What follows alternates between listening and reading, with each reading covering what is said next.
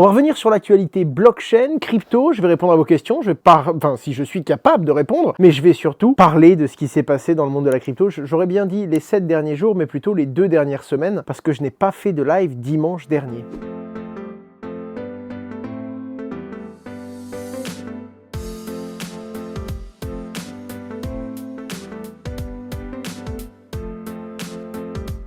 Kraken. Après Coinbase, c'est Kraken qui va lancer sa Layer 2. Pas étonnant quand on sait que Coinbase vient cette semaine de devenir le plus gros Layer 2 positionné sur Ether. C'est donc un exchange centralisé qui vient de dépasser les 2,5 milliards de dollars de TVL, c'est-à-dire la valeur des crypto-monnaies qui circulent sur son réseau. Et cette blockchain est développée par un exchange centralisé, Coinbase. C'est un truc de barge quand même. Ils viennent de passer devant Arbitrum. Arbitrum était jusque-là le big boss, mais autant vous dire qu'entre les mêmes coins qui pullulent sur Base, mais également la simplicité d'utilisation du réseau et ses bas frais, eh bien, ça a réussi à prendre l'ascendant sur Arbitrum. C'est quand même un truc de barge. Kraken le fait évidemment, ils vont créer leur propre Layer 2 eux aussi, et il va s'appeler Inc. Celle-là, je l'avais pas vu venir par contre. Fort de près de 700 millions de dollars de volume quotidien, Kraken est la 5e plus grosse plateforme d'exchange de crypto-monnaies au monde. Près d'1 an après les rumeurs, Kraken a finalement dévoilé le 24 octobre Inc, sa propre blockchain. Inc comble le fossé entre les utilisateurs et les développeurs de l'avenir de la DeFi. Ouais,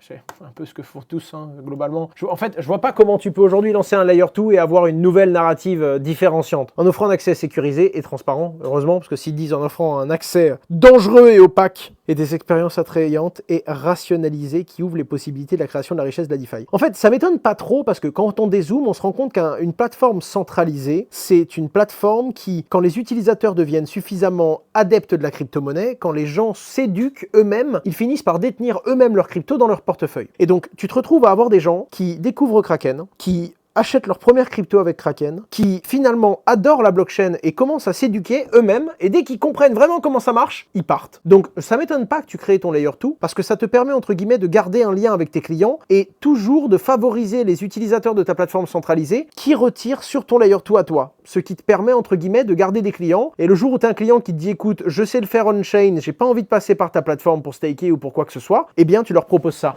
Mine de rien, c'est exactement pour ces raisons-là que Meria a lancé le stacking, la plateforme Stacking Meria, quoi. Meria, c'est la société qu'on a lancée suite à des commentaires sur YouTube, enfin, qui s'appelait Just Mining à l'époque. Et pour le coup, c'est pareil. On a des clients qui venaient, qui stakeaient chez nous jusqu'au jour où ils étaient suffisamment connaisseurs pour aller le faire eux-mêmes. Et du coup, tu perdais des clients, alors que maintenant, on a des mecs qui viennent directement sur Stake et ils viennent staker tous leurs tokens sur le dashboard, quoi. Donc, je comprends la logique. Maintenant, ça risque de faire beaucoup de Layer 2.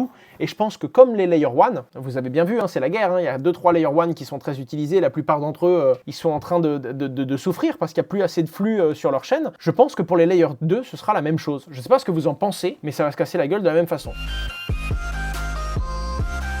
Bitcoin, alors vous le savez, il y a eu des gros mouvements, hein. On a vu Tesla bouger ses bitcoins, les gens avaient peur que Tesla vende. Spoiler, ils n'ont pas vendu. Elon Musk a pris la parole pour justifier que non, il y a toujours bel et bien tous les bitcoins que Tesla détenait, donc ils en ont bougé, oui, mais absolument pas pour en vendre. Donc c'était une fausse alerte et il n'y a pas de quoi s'inquiéter. Ledger s'est finalement pris 750 000 € d'amende pour les fuites de données qu'il y a eu en 2020. Ça doit piquer pour la boîte, surtout que en ce moment c'est un petit peu délicat, hein. On est dans une phase un peu délicate sur le marché des cryptos, c'est plutôt calme. USDT Tether qui dépasse les 120 milliards de dollars de capitalisation. Regardez-moi ça, les mecs. C'est la valorisation des USDT en circulation. C'est une dingue. C'est les big boss, mais genre à des années-lumière devant le reste, les gars. Des années-lumière. C'est un truc de fou, hein. Ça va exploser, qui nous dit WDR. J'espère pas, mon pote, hein, parce que là, t'as USDT qui tombe, je vais passer les pires moments de ma vie, moi, je peux vous le dire. Hein. Parce que là, t'as toute la finance décentralisée qui déraille, t'as des effets dominos catastrophiques, t'as des pools multicoins qui vont complètement s'écraser parce qu'il va y avoir des glissements de fou. Si t'as l'USDT qui tombe, ça va fracasser le DAI, ça va fracasser l'USDC. Je pense, si l'USDT tombe, il y a des impacts qui vont fracasser énormément de coins et beaucoup de choses. Ils sont plus dispo en Europe sur les exchanges. Enfin, sur les exchanges, mais en attendant, tu peux toujours en avoir, quoi. C'est juste que l'Europe a mis une règle, ils n'ont pas voulu se conformer, donc ils partent, ils en ont rien à cirer. Bref, le CEO de Tether a pris la parole. Il y en a qui disaient que Tether était toujours sous enquête américaine, de la justice américaine. Le CEO, Paolo Ardoino, Paolo Arduano, il a dit que non, c'était des vieux bruits, je vais y arriver, et que c'était de fausses accusations. Pourquoi il n'y a pas une boîte européenne avec le même modèle que Tether qui se lance dans un stablecoin euro? Alors, il y a Circle qui s'est régulé et qui lance le ROC. Il y a Leuri également qui s'est régulé à Mika et qui a lancé un stablecoin euro. Il y en a qui vont arriver, mais ils sont tellement petits et tellement ridicules vis-à-vis de Tether que c'est pas grand-chose, quoi. 23 milliards de dollars, les amis. L'ETF Bitcoin de BlackRock, qui a été lancé en début d'année, bat tous les records de Wall Street depuis plus de 4 ans. C'est l'ETF qui a capté le plus de liquidités. Donc en gros, les gens de la finance traditionnelle qui ont investi massivement pour pouvoir rentrer de l'argent sur Bitcoin, c'est le plus gros succès de lancement d'ETF depuis 2020. C'est un truc de dingue. 575 nouveaux ETF proposés à la vente et c'est celui de BlackRock qui explose tout. Pas loin derrière, hein, on voit Fidelity qu'il y en a un pas mal quand même, à 10 milliards. Hein. C'est un truc de fou, hein. C'est un produit financier sur Bitcoin et ça perd tout. ETF, quel intérêt? Alors pour toi, peut-être pas, parce que toi, tu peux acheter du Bitcoin et le détenir. Mais pour une entreprise américaine, détenir du Bitcoin, c'est un job. Faut savoir les sécuriser, faut savoir les mettre dans ta comptabilité, faut savoir comment fiscalement tu vas devoir payer en fonction de là où tu es aux États-Unis. Alors qu'un ETF, c'est un produit financier. C'est très simple, c'est très clair. Les entreprises ont le droit d'en acheter, ont le droit d'en détenir. Tu sais comment tu vas payer ta plus-value si tu as fait de la plus-value. Et globalement, tu sais comment ça se comptabilise parce que tu peux très facilement, comme toutes les entreprises américaines, en détenir. Donc en gros, c'est vraiment une porte d'entrée simplissime. Et en plus de ça, tu n'as pas à gérer la custody puisque c'est BlackRock qui détient, enfin, c'est Coinbase qui détient pour BlackRock les bitcoins. Et donc, tu as une certitude que ce soit bien conservé, quoi. Crypto-monnaie en France, Telegram abandonne-t-il son wallet crypto? Bref, vous le savez, hein, petit à petit. Pavel Durov, depuis qu'il a été arrêté, j'ai fait une vidéo là-dessus sur ma chaîne YouTube. Depuis, il y a pas mal de choses qui ont changé sur Telegram. Et petit à petit, on sent qu'ils sont en train de prendre leur distance vis-à-vis de la communauté française. Il y a quelques trucs en plus qui ont été mis. Il y a, même au niveau de la modération, il y a des trucs en plus qui ont été mis au niveau de la France. Il y a eu quelques modifications comme quoi ils pouvaient être amenés à communiquer des informations dans des cas bien précis. Bref, sans trop de surprise, hein, tu as la police française qui l'a arrêté. Il est accusé de certains abus qui sont commis sur Telegram, comme en étant le responsable parce qu'il n'a pas mis une surveillance et une conformité suffisante nécessaires. Donc bon, j'ai pas eu le fin mot de l'histoire parce qu'il y a eu plein de trucs. Enfin, il a une triple nationalité entre russe, française et maintenant dubaïote. Donc bon, naturellement, les Émiratis, eux, c'est une certaine image quand même. T'as des grosses personnalités qui viennent s'installer à Dubaï, qui récupèrent la nationalité, qui jouent le jeu du développement de ta ville, parce que Dubaï, c'est quand même un truc qui est sorti de terre en 20 ans. On est parti du sable et on a monté l'une des villes les plus dynamiques du monde, quoi. Et donc,